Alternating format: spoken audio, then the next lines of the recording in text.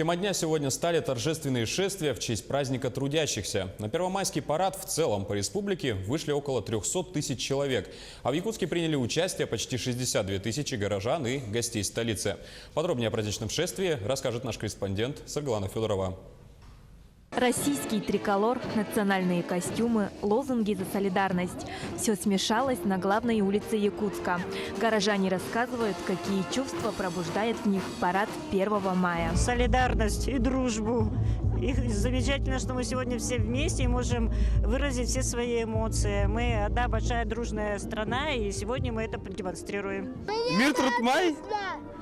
Сына хотел показать, вспомнить свое детство и ему показать, как в нашем детстве. Торжество, весна и любовь к родине. Для старожилов первомайские демонстрации – ностальгия по советской эпохе. 90-летняя Татьяна Филиппова никогда не пропускает традиционный парад трудящихся. В старое время, что у нас в параде делали, что мало были. Мы доярком работали, я 26 лет доярком работал. Вот там условия совсем плохое было, 4 раза доим корову-то. Вот сейчас все хорошо, не постарели мы. Сейчас счастливы, жить надо, здоровье, главное здоровье. Демонстрацию открыла колонна волонтеров Якутска.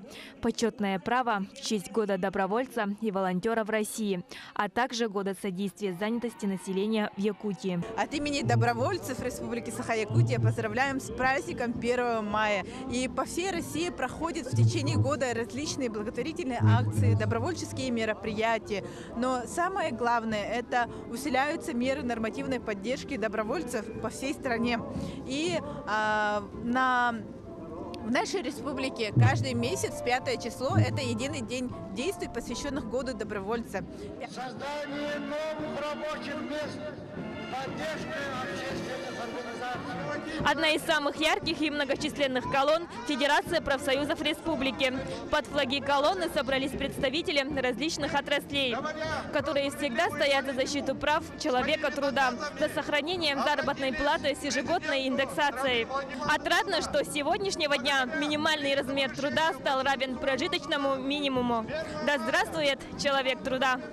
Участники торжественного шествия состязались в конкурсе на лучшую колонну.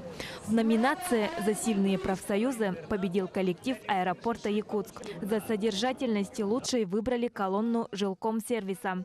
А самой оригинальной стала колонна Почты России. Саргалана Федорова, Николай Необутов, Якутск.